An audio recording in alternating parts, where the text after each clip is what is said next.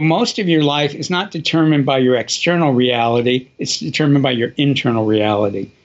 So I used to like to ask men who were good fathers or who would self-identify as either a bad father or mother. I'd ask them, why do you think you're a bad father or a good father? And the bad fathers would almost all go, well, my father was a really bad father and I didn't have any good role models. But it was interesting that the guys who were good fathers, some of them had, would go, oh, my dad was a great father, so I learned how to do it. But about half of them would go, my father was a terrible father. And when I was a child, I decided when I grow up, I'm going to be a good father. So same experience, but their inner reality was different. This is the Anthropology Podcast, the podcast where we optimize the bodies, brains, and lifestyles of entrepreneurs, go-getters, and world-changing innovators. Welcome to the Anthropology Podcast. I'm your host, Dr. Megan Walker. As a naturopathic doctor and anthropologist, I optimize the health and performance of badass women working to change the world as entrepreneurs and go-getters. People exactly like you. Your business, body, balance, and inner badass. These are the themes we are exploring. Before we jump into the interview, I want to invite you to join our free Facebook community, Legacy.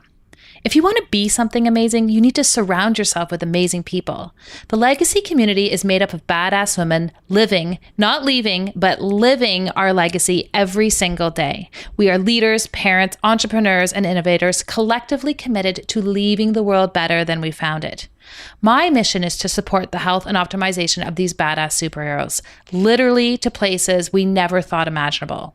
If you are on a mission and get it that your health is the key to your unlimited potential, then join us. We are super awesome. You can find us on Facebook at www.facebook.com/groups/BE Legacy. See you there.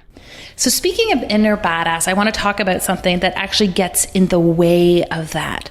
And I don't have a word for it, but I can describe it as a feeling. It's that time when you go into a room or you have an interaction with someone and you depart from that interaction and you just feel drained. There's something that is in your energetic field as a result of that interaction, and it has left you vibrating at a different place than where you started. In my practice, I've observed that women more than men are attuned to these feelings. We pick up on them perhaps a little bit faster. The unfortunate part is these feelings and this energy, this can penetrate into our relationships. It can get in the way of our productivity. And when we're talking about our businesses or our missions, it can definitely get in the way of our ability and capacity to amplify. My guest today, Art Giser, is an expert at removing and clearing this energy. He's been an Energetic NLP or Neuro-Linguistic programming practitioner for the last 30 years, and he has a particular focus in working with mission-driven individuals to help them understand and tap into their own energetics, their own energetic karma, and how to get rid of other people's energy so you can accelerate in the mission you were meant to do. This interview was not only interesting, but it was practical as he took us through an exercise to help us clear other people's energy and small tidbits and tricks that we can use on a regular basis to keep ourselves flowing forward. It was immensely interesting, totally fascinating, and it's one of those factors that is a below the surface secret to success. It was truly a pleasure to have the opportunity to interview Art Giser. Art Giser, welcome to the Anthropology Podcast. Well, hi, Megan. I'm thrilled to be here. Well, I'm thrilled to have you. I've actually been looking forward to this interview all day because it's sort of this intersection between energetics and personal development and entrepreneurship, and these are sort of my favorite topics to dive into. So maybe before we do that, if you could take us through a bit of a background and context related to your personal journey and the steps and events that got you to this place in your career. I'd be happy to. And my background has some very different paths that all fit together for me. So my father was one of the early computer guys, mainframe computers. And I always wanted to be a scientist when I grew up, and I loved science and logic. But I was always also fascinated by the mystical and what they used to call extrasensory perception and telepathy. And on some level, I knew there was a reality to that too. But after college, I managed a research lab for the University of California Medical School in San Francisco, which, if people haven't heard of, it's one of the top research institutions in the world. And we were studying the effects of estrogen and progesterone on the tissues in a woman's body. And it was a great job. I mean, I could go to lunch and listen to Nobel laureates speak and Watson, Crick. I mean, a lot of fascinating people. And I knew I didn't belong there. And I was proud of what we were doing, but I just knew I didn't belong there, but I didn't know. I just couldn't figure out where I wanted to put my energies. And this went on for years and years, and I started feeling, I mean, my life was great on other levels. I had true love. I had a lot of fun. But I just felt like I was letting myself down, that I didn't really belong there. And I'd always had this belief that my path was going to just appear. But then I started thinking, well, maybe I'm just kidding myself. Maybe that's just an excuse.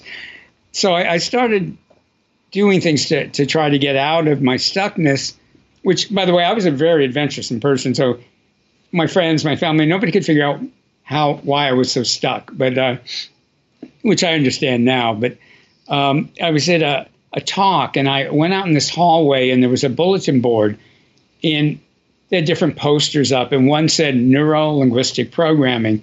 And when I read the words, it literally felt like a bolt of lightning hit me on the top of the head, went through my midline, and like, boom. And the scientist in me went, what was that? And the mystic in me went, well, it was a sign. What do you think it was? But I was very skeptical. But I was intrigued. But I like, okay, this is a sign, but may or may not mean anything. And I went back to the talk, and it was a talk on intuition, and they were selling different books. And for some reason, they were selling this one NLP book, Neuro-Linguistic Programming book, and it had nothing to do with intuition.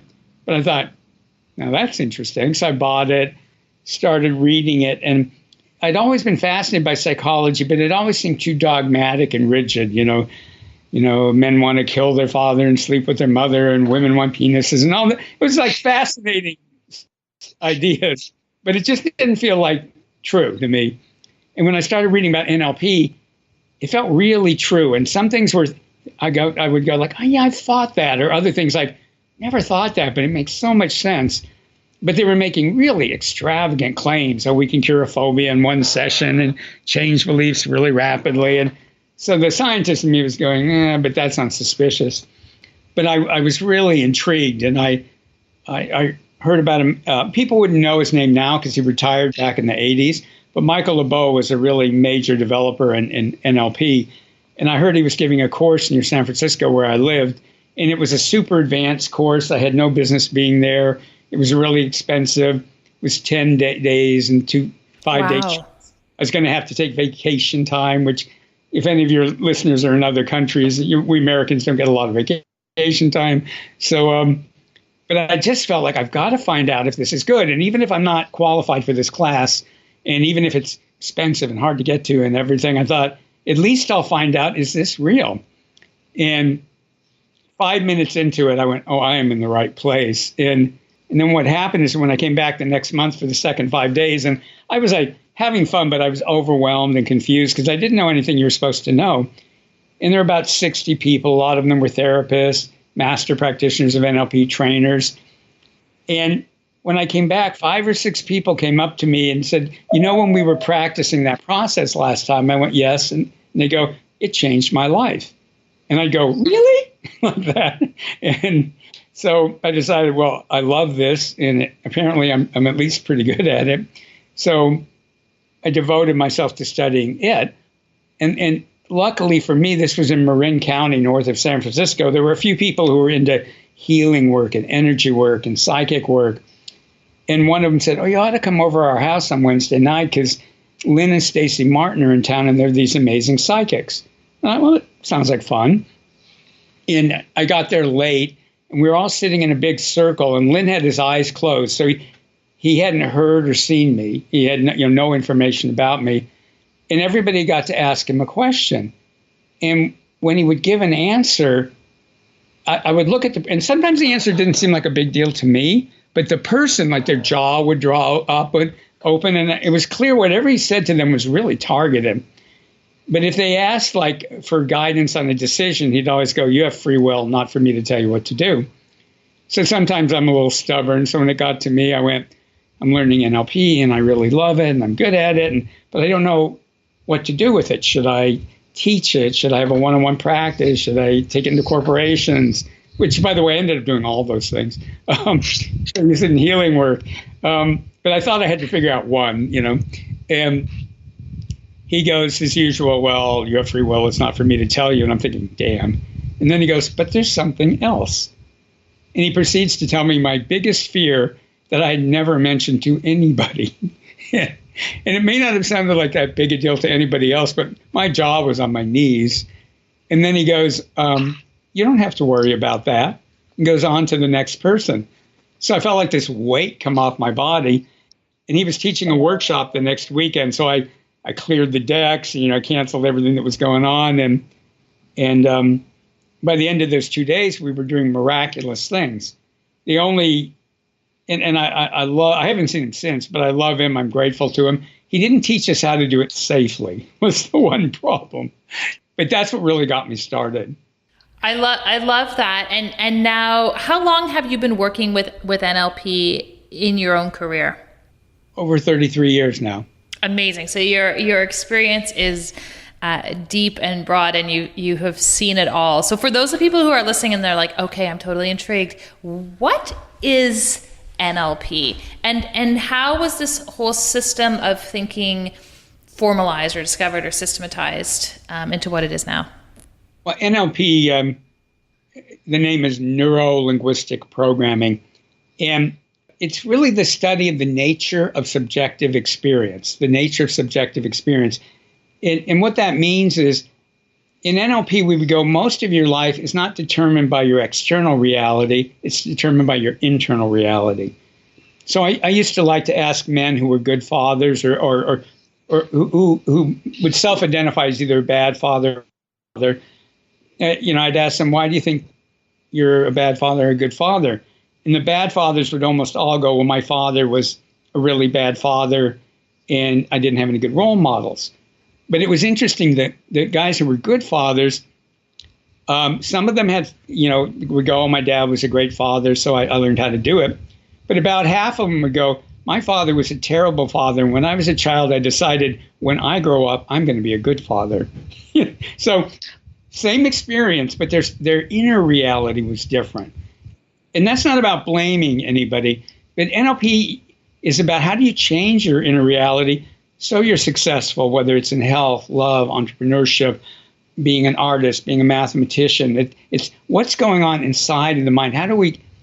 What are the ways in which we think that either mess up our lives and limit it or expand it? And it's an amazing field, amazing field.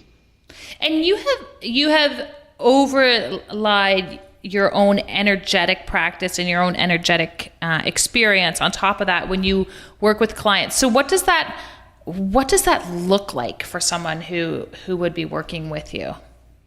So energetic NLP is like a unique blend of spiritual principles, transformative energy work, psychic development, and NLP. And the reason I started putting them together is, so I would do, I'd be doing NLP sessions with people, and most of the time getting amazing results, but sometimes it wouldn't work. And then I was also separately learning to do energetic healing and transformative work and getting amazing results, but sometimes it didn't work. And I started realizing that when the energy work didn't work, if I switched to an NLP mode and work with the limiting beliefs or different kinds of things that were getting in the way, all of a sudden the energy work would work. And if I was working with somebody with NLP and it wasn't working, if I started looking at their karma or spiritual contracts or energetic programming or past lives, all of a sudden that would work. So I started putting it together. So the way an energetic NLP session looks is, one of the first things about it that's unusual for people is we always start by the person, whether it's a student of mine or a client, we always put their inner wisdom and their spirit in charge of what happens to them. So not what I think, not what they consciously think, but their inner wisdom and spirit. And when their inner wisdom and spirit are working as a team, it creates something, and we call that your miraculous self, or just your M. The reason for the two of those is a person's spirit has that vast perspective on everything, and to the spirit, a lot of things look valid. So the spirit is almost like the perfect parent, like whatever you want, dear. You want to start a business and have it fail, like, well, that's a valid spiritual path. You want to start a business and have it work, well, that's valid too. It's not that it doesn't care, but it's looking at such a big picture. It sees everything we do as a valid spiritual path, almost everything. I mean, if you wanted to become a serial killer, your spirit would go, no. But there's a wide range where your inner wisdom is human, and it can go to your spirit. I know that if I'm struggling and I don't have love and I don't have abundance, that's a valid spiritual path, but I don't enjoy it. Can we do something different? Right. So when they work together, you develop spiritually in a way that makes your practical life more and more wonderful. And I want to be clear, it's not about bulletproofing your life. There's a lot of new age stuff that and I'm mostly a new agey kind of guy, but people are trying to make it so nothing bad happens. They never have challenges. And that's just not a human life. Things happen. That's part of our paths. There's a limited number of people that they just kind of, nothing ever bad happens in their lives or to anybody they know. But, that's a handful of people. Most of us, things happen. People that we care about, they get sick or they die or things happen to us. And that's part of our life. So in Energetic NLP, what I want for the people in my programs is that no matter what's happening in their life, they have a foundation of spiritual joy. They feel guided and supported, and they not just handle life, but they more like dance with it. I love that. Oh, thanks. How does one tap into and connect with this notion of the miraculous self? Because that's not an intuitive place, I don't think, for most people. Or maybe it is, and we need to get back to it. No, I think for most people, it barely exists. Like people go, oh, like your high self. And I go, no, your high self is just there. Your miraculous self, you're creating and you're making stronger. It has a little bit of an existence. And I discovered that because I would be working with people and their spirit would want one thing, their soul would want another thing, their conscious mind would want something, their unconscious mind would want 4 different things, their body would want something else.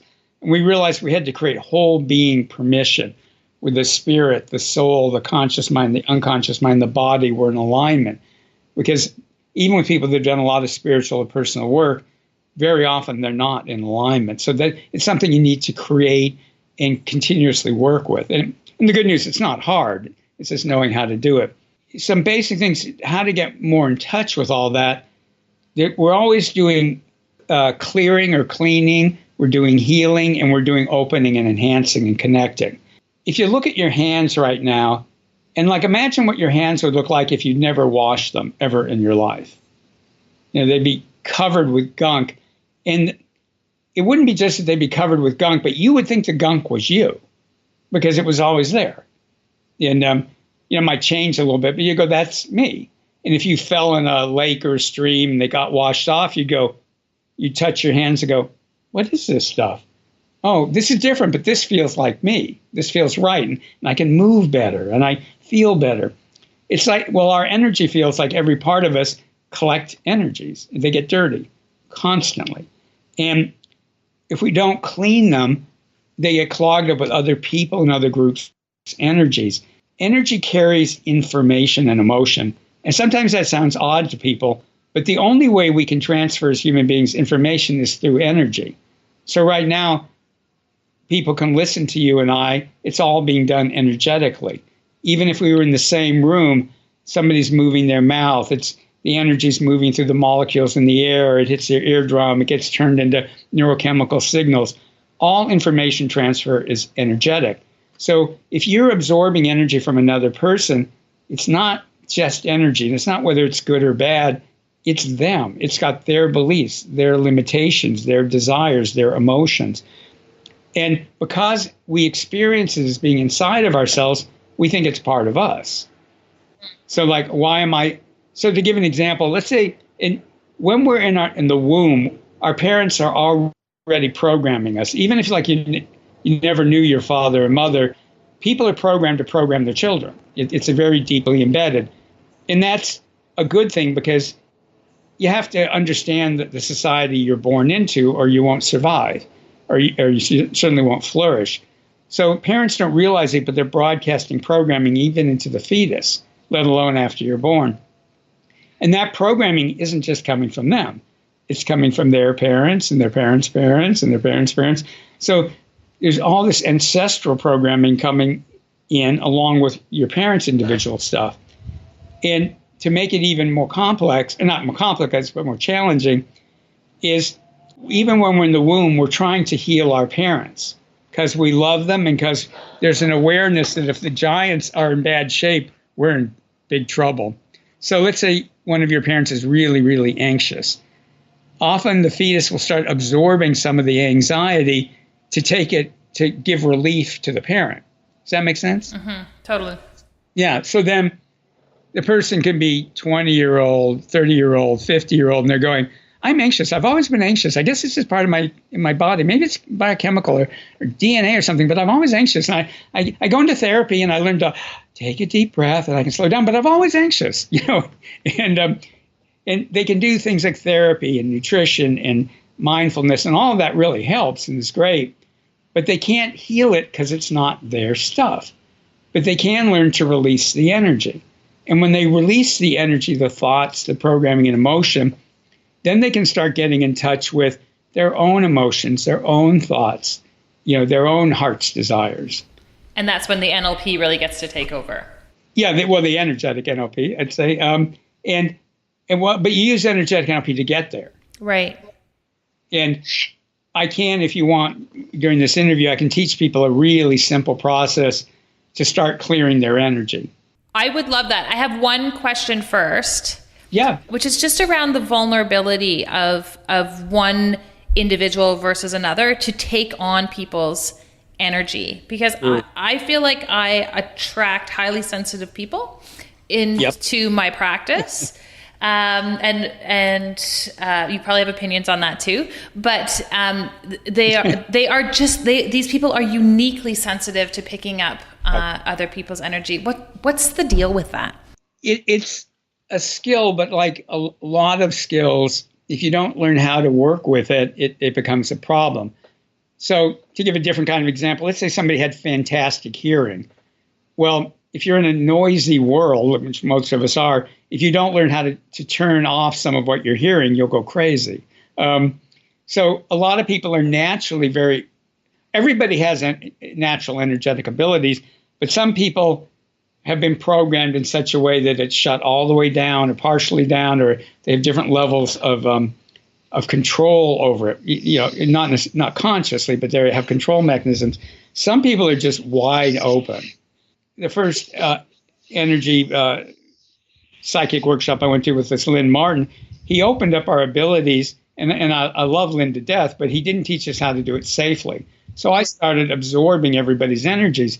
And at the time, I was one of those people I was like a slightly overweight kid. I went through puberty and I was muscular. I mean, I just was this naturally strong person, and I wrestled and I played football in high school.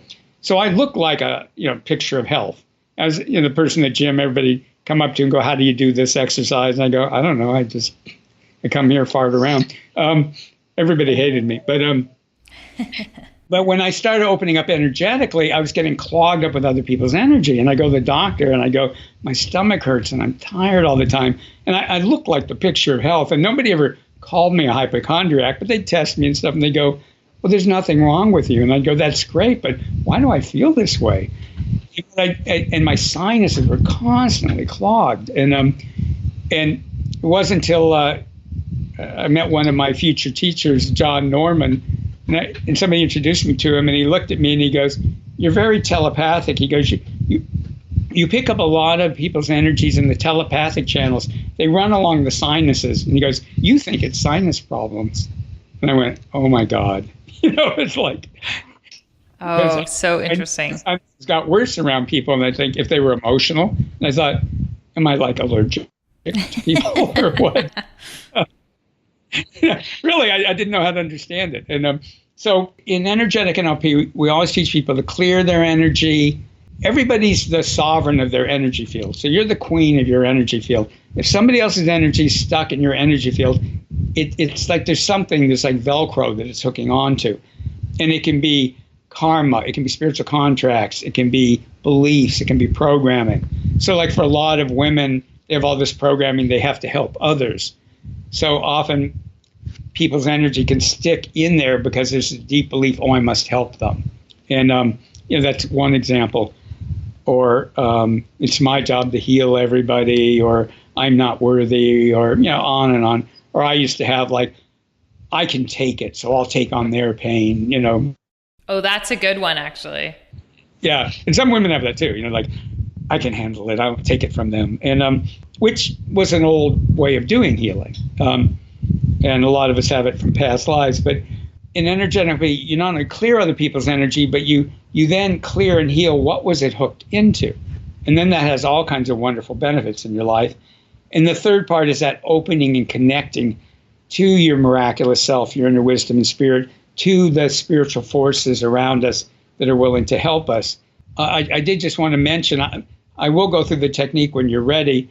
And if people don't need to take notes and stuff, because if they go to energeticnlp.com/entrepreneurology, I've set up a page for your listeners, and there's 3 free things on it. And one of it is a webinar called 3 Energy Techniques You Absolutely Need to Know. And it will take people through in detail 3 very powerful energy techniques that will help people with clearing other people's energy out of their space, clearing what it's hooked into, grounding, and a few other things. So I just want people to know that that's available for them. Art, that's amazing. Thank you. And we'll make sure that that's in the show notes underneath so that everyone can tap into it. Yeah, for sure. Thank you so much. That's really great. And yes, I am ready. And I do want to learn about how we can clear that energetic space. So this process, there's something that makes it really, really hard that some of the people listening will have trouble letting go of. And that is, it's really, really, really easy. And a lot of people have trouble accepting that. So if I was working with a group of 5-year-olds, they'd giggle and do it. And so I want to let people know this isn't faith healing. They don't have to believe it's going to work. But don't make it difficult. There's no effort involved in this. There are energy systems that involve force, and you make it happen.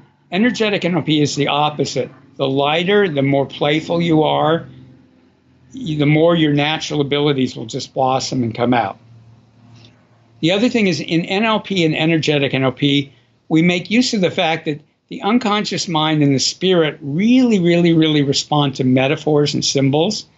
And one of the easiest way to access abilities is to just think of some metaphor for it. And it doesn't have to make any logical sense.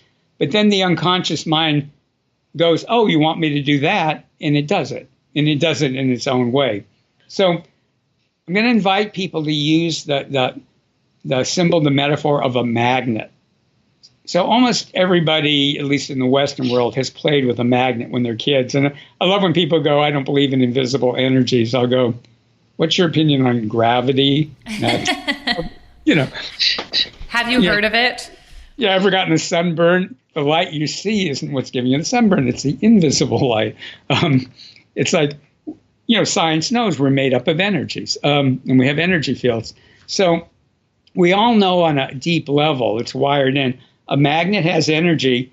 And the key thing is so if you hold up a pin near a magnet and let go of the pin, the magnet does all the work. All you have to do is let go. So in this process, all people have to do is give permission to let go. And the process is real simple, and we're going to use 4 magnets.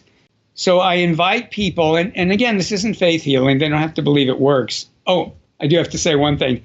If any of you are driving when you're listening to this, turn this off. Either pull over or turn it off. When the energy starts flowing, which it will, it tends to make people go inward. You do not want to be inward when you're driving. So turn this off, listen to it later, or pull over. But come back. Yeah, come back. But it's not, they'll probably get away with it, but, I don't believe in doing that. So everybody just take a couple easy, deep breaths. And say hi to your inner playful child, the one that just is goofy and likes to have fun. Even if that's weak in you, just say hi to it. And then next, go, I'm putting my inner wisdom and spirit in charge. Again, I'm putting what we call the miraculous self, your inner spirit and wisdom working together. Just go, I'm putting my miraculous self in charge. And I'm giving it 100% permission to be in charge. And notice I'm not going, I'm putting it in charge. It's playful. It's like, yeah, okay, you're in charge. Just real easy. And then I'm going to ask all of your miraculous selves. And if I say your M, it means your miraculous self, which means your inner wisdom and spirit working together. Ask your M, your miraculous self, to scan your body and your energy field. And your energy field is in your body, but it's also around your body. It typically goes at least 9 feet above you, which is about 3 meters, at least 1 meter, 3 feet below you. It can be different sizes in front and behind, left and right. Just imagine it's around you and in you. And I'm going to ask all of your miraculous selves, now your M's, to scan your energy field and identify what energies in your energy field aren't yours or aren't in present time. So they could be old emotional energy from earlier in your life. They could be other people's energies, past life energies, groups energies. But just identify what it wants you to let go right now. And we work in the Energetic NLP off the Goldilocks principle. So we want what's just right. More and faster in energy work is not the same as better. So give your miraculous self permission to just work with the energy that's just right now. Because once they know how to do this, it's easy to do. And then imagine a magnet floating out at least 15, 20 feet, 6 meters in front of you. And just pretend that it has the ability to pull energies out of your energy field that your M is releasing, that your inner wisdom and spirit are releasing. So just pretend right now and go, I'm giving permission. Whatever energies easily go off from the front of my body and the whole energy field in front of me, just let them go off to the magnet. And then just pretend they're going off. You don't have to believe it, just pretend it's happening. And then that magnet drops into the earth, and the earth recycles the energy. Then float a magnet at least 6 meters, 20 feet above your head, and let it clear your whole energy field in and around your shoulders, your neck, your jaw, your teeth, your eyes, your ears, inside of your head, your forehead, the back of your head, all around your head, and right on top of your head. And then going up about 9 feet, 3 meters, just give permission for your M to use that magnet to gently release any energies you're ready to release now. Not because they're good or bad, but because they're not yours. They don't belong in present time.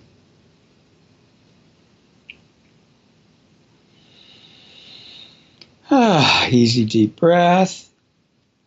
Drop that magnet into the earth. Let the earth recycle it. Then my favorite magnet, put one way behind you, because a lot of energy literally hides behind your back. And imagine this magnet behind you. Give it permission to work with your miraculous self, your M, to pull out of the back of your body and the back of your energy field any energies that aren't yours, aren't helping you.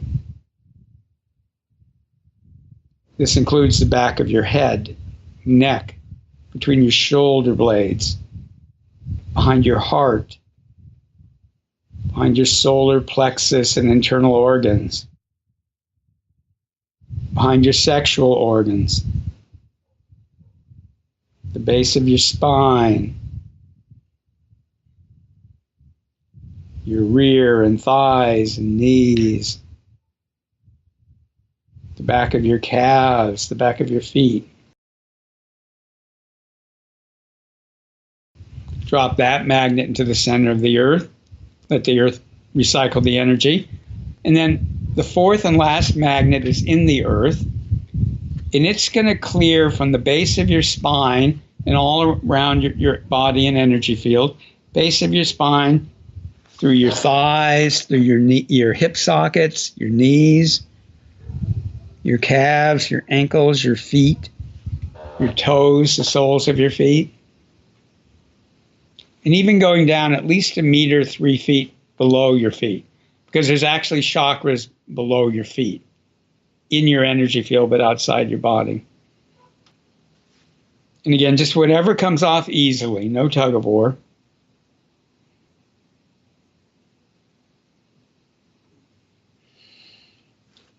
So we've just done 4 magnets. Now there's a second part to this process. It's real quick, real easy. I'm game.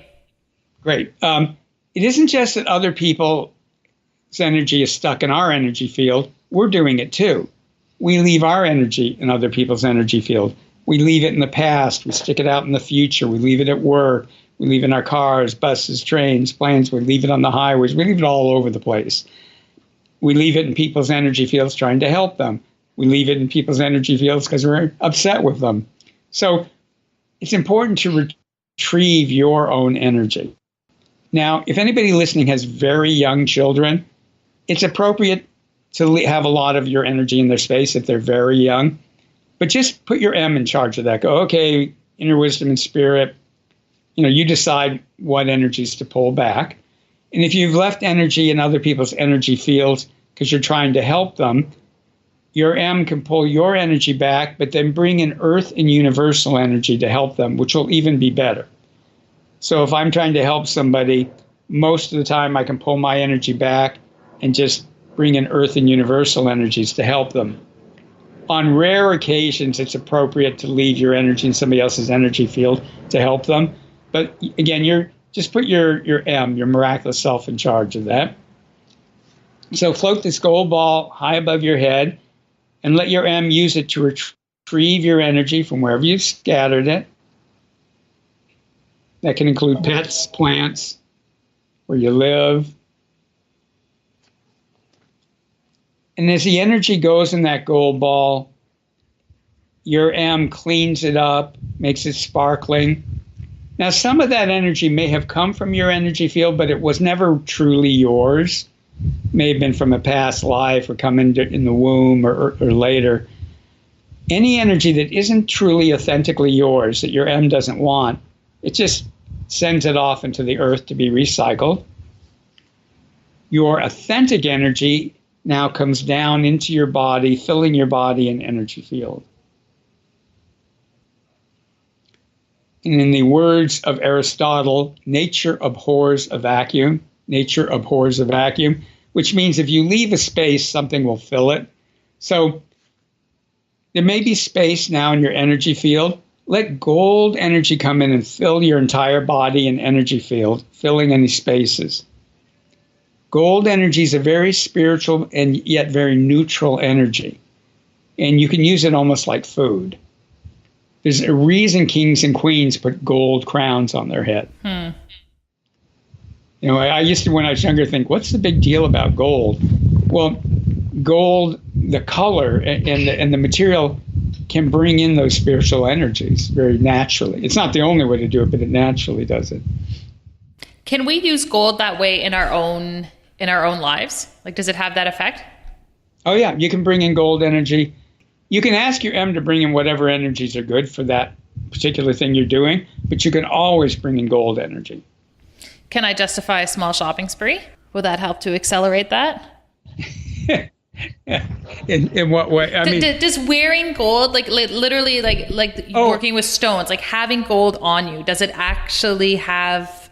Does it have an energetic imprint, or does it accentuate some of these natural tendencies?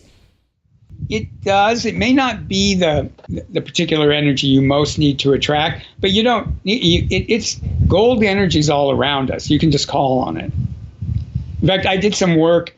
I've done a lot of corporate consulting, and I was actually working in a gold mine in Ontario, Canada, and they let me go down in the mine, and we were about 3/4 of a mile down and a mile into it, and I was almost blowing it because all that gold energy, and I was talking to people going, God, it feels really good down here. Does it feel good to you? And I'm trying not to seem too weird, but I was so shocked partially because you're in the womb of the earth, literally, and but all that gold. So, yeah, I don't want people to think they need it, because you can just call upon it.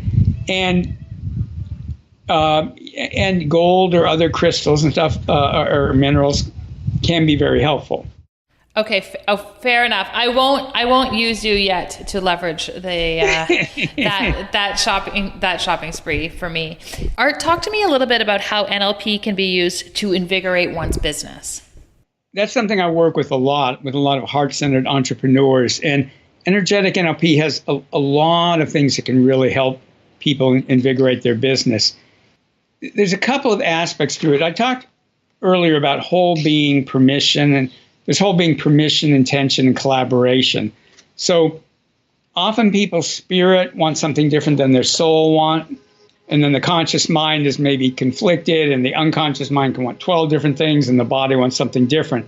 So our goal is always to, when people align their spirit, their soul, their conscious mind, their unconscious mind, their body, everything goes more easily. But there's just so many different ways you can use this. So from a more pure NLP level, helping people working with their emotions and state management, and how do they get motivated, how do they stay motivated, getting really clear on what their criteria is, what's important to them. Because often when people start have their businesses, they're doing a lot of what other people, and not just doing the processes other people tell them, but they've accepted other people's criteria and values. And sometimes that works, sometimes it just doesn't fit. And I think for a lot of people who listen to your show, because they're spiritually minded people and people into personal development, you could go to a marketing thing and learn a lot of great things, but the energy of it might not fit for you, and you would need to retranslate it for yourself. I work with people a lot on karma. Is there karma blocking them? Are there what are called spiritual contracts, which is agreements we've made as a being, either with other beings or with groups of people? A lot of them come from past lives, and they create, it's not that they're bad, but karma creates a cage. It's like, what is or isn't possible for you. Spiritual contracts create a cage. Your conscious beliefs create cages, or they open cages. All these things can either create cages or open doors. So I work with people on how to clear their karma, change their spiritual contracts, adopt the conscious beliefs that will make them successful. And everybody, that'll be a little different for everybody. But what are conscious beliefs that lead to success? We work on energetic programming, which is even more insidious than unconscious programming, because most people know they have unconscious blocks in programming. Very few people realize they also have energetic blocks in programming that come from other people's energies in your space, telling you what to want, what not to want. A lot of it's ancestral programming. So, particularly for a lot of women, the ancestral programming is trying to fit you into a woman's role of 100 years ago, or 200 years ago, or 300 years ago. And for men, it's trying to fit us into other kinds of models. You work with tapping into their own inner spirit and wisdom, but the other really big piece is there's enormous spiritual energies available to help all of us. And when you bring those into your business, and the synchronicities and the doors opening and everything, I shouldn't say everything, you still have problems and challenges, but so many things just sort of fall into place. Well, and you see that for people. You see those people who things just sort of work out for them, right? And often when you talk to them, it's not that they're just lucky. Like there really is often a conscious alignment and practice and endeavor and commitment on their part to be able to put themselves in a state where that is also something they're open to and can act upon. Well, that kind of the open secret of places like Silicon Valley is there are a lot of executives that use psychics and astrologers and healers, and they don't talk about it because, that your stock price will go down. But I've had friends who consult with top producers in Hollywood and top people in business, and it's like everybody knows this is going on, but they don't talk about it because because the newspapers would cream them and the TV news. And I want to be clear, it isn't that things always work, but when they don't work, you go, okay, how is this unfolding for me, and how do I pursue this? So take a company like Intel, that people who own PCs, almost all of them have the Intel inside. Intel was a company that was making, instead of making the chips for computers, the CPUs, they were making what are called memory chips, and they were getting their butts kicked. And they were going down the tubes.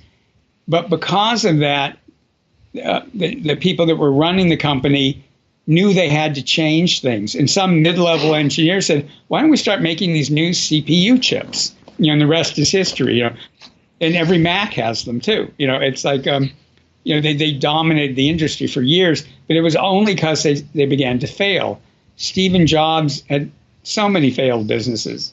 And, he failed at Apple, but then he came back. And each time it caused him to shift his path a little bit. So when you're on really aligning with yourself, most things go easier. And when they don't, you go, okay, where's the gift in this? Where is this taking me? And it's amazing. It opens up. Well, another example, I'm sure there's a lot of listeners who were in a relationship and it broke up and they were heartbroken. But then they were available to find an incredible relationship. And if the other one hadn't broken up, they'd never have had this much better relationship. It's another example.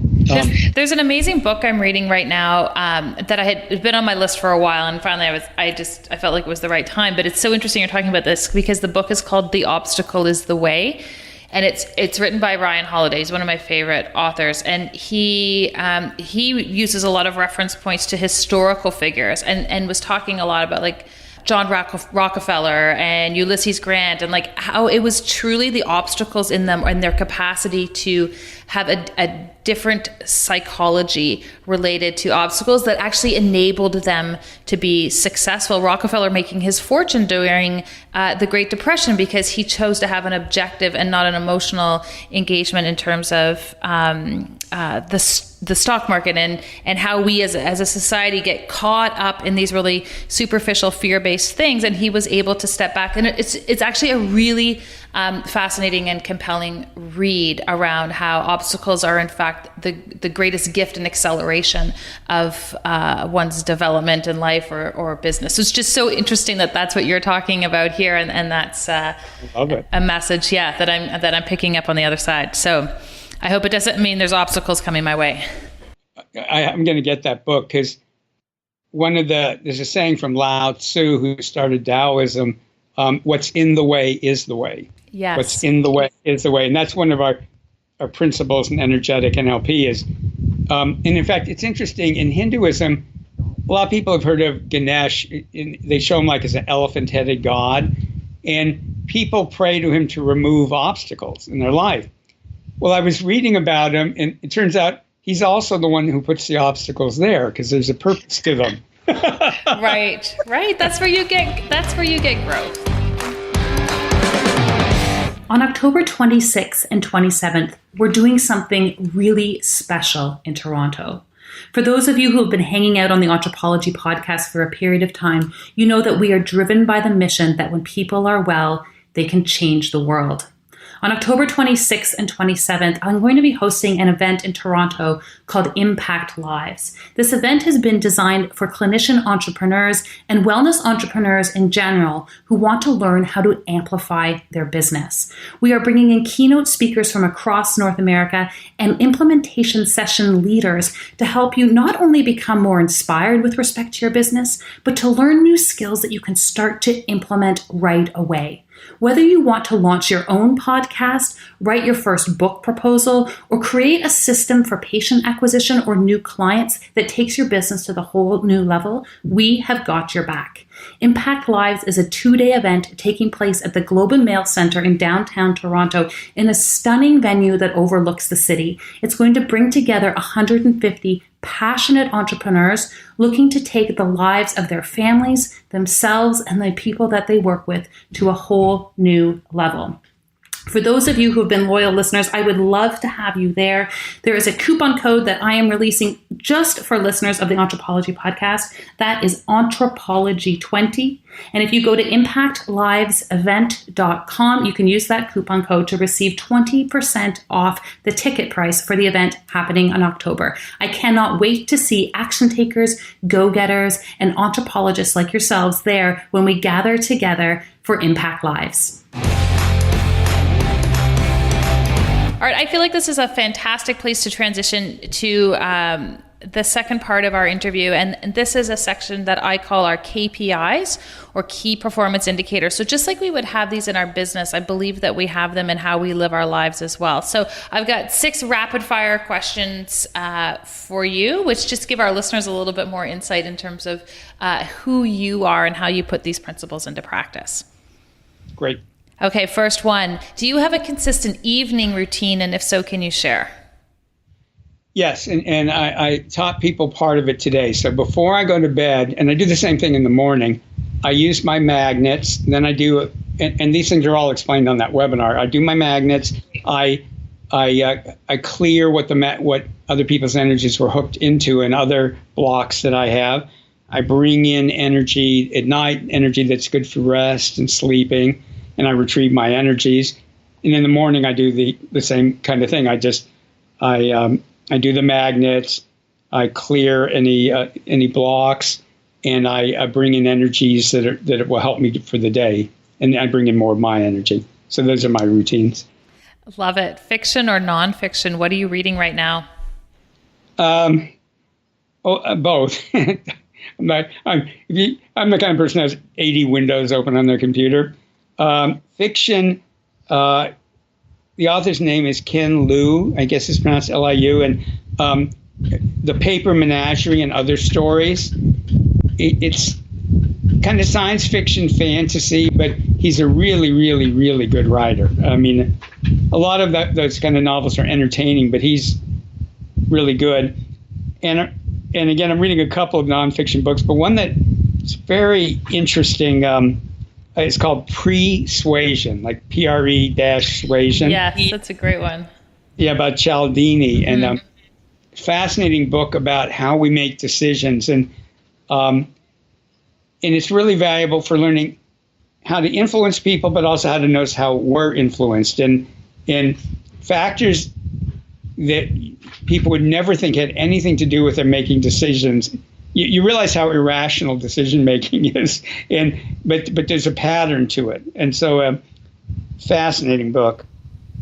What is something totally badass about you that people would not otherwise know? Badass about me. You weren't expecting that question, were you? Yeah, what's one of those things? How do we define badass? How do you define badass? I'd just say like something sort of hardcore or different or kind of cool, like little known fact that people would not otherwise know about Art Giser. Yeah, when people who know me from my work, because when I'm bringing in certain energies, and there's a lot of divine feminine energy, there's a softness to it, but kind of the inner me, I've got a strong macho part, and they're like, boom, boom, like, do it now kind of thing. So a lot of times and I have the other part too, but a lot of times people are surprised when they see that part of me, like, oh, we didn't know you had that in you. And I go, oh yeah. I love it. The yin and yang. Yeah, I like it as long as it's balanced. I used to go too far that way. I was kind of take no prisoners, but now that I brought in the other part, then it makes a nice balance. I love that. And what do you do for fun or play? I love to be outside. I love the beach, hikes, nature, being with friends. I love learning and growing. I mean, to me, a lot of my work is play. When I'm teaching my training programs, particularly when we get past the basics, it's just really fun for me. And so I'm always learning, growing, and developing. I mean, the worst thing somebody could tell me is that 5 years from now, I would believe exactly what I believe today. That would make me depressed. So that's fun for me. And I like movies, and all the books. And last question for you, Art. Entrepreneurism. Are we born this way, or do we learn to become entrepreneurs? I think that there are some people who are born that way. Some people develop that way in childhood. I think it's totally learnable. I've been an entrepreneur for many years now, but that was never a goal of mine, or I didn't think that way. I was always independent, but I was always looking for a job that fit me. And it was a big change to be able to go, oh, maybe I should make something up, and create it. Remember my first girlfriend in college, years later, she went, Art, you keep looking for a job that'll fit you. You're not going to find it. You're going to have to make it. And I knew she was right, but it took me years to do it. So I know that entrepreneurs can be made, and people can learn to do it both in their own way, but by adopting, adding in ways of thinking and acting that help. And there are some people that it just is totally natural for, but we can all do it. Yeah, you connect to that purpose enough, and we can all find those skills. Art, it's been an absolute pleasure having you on the podcast today. We will definitely link people up to that gift that you have offered everyone, and we are very appreciative of that. Where else can people find you to learn more about what you're up to?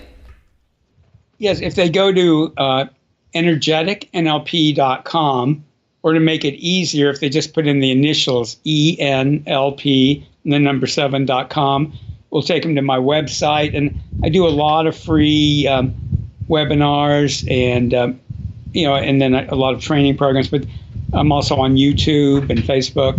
If they look up Energetic NLP, they'll find me on YouTube or Facebook.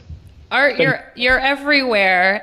Thank you for being here. This information was so interesting and fascinating, and I love being able to explore the connection between health and business and energetics. And you did a great job with that today. Thank you so much.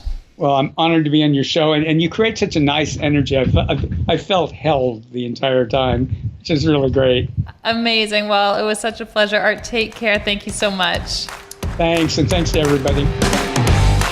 If you enjoyed our conversation and would like to hear more, head on over to Stitcher or iTunes and subscribe to the Anthropology Podcast. We would also really appreciate a quick review. When people have their health, they can change the world. Let us keep you healthy and you go change the world.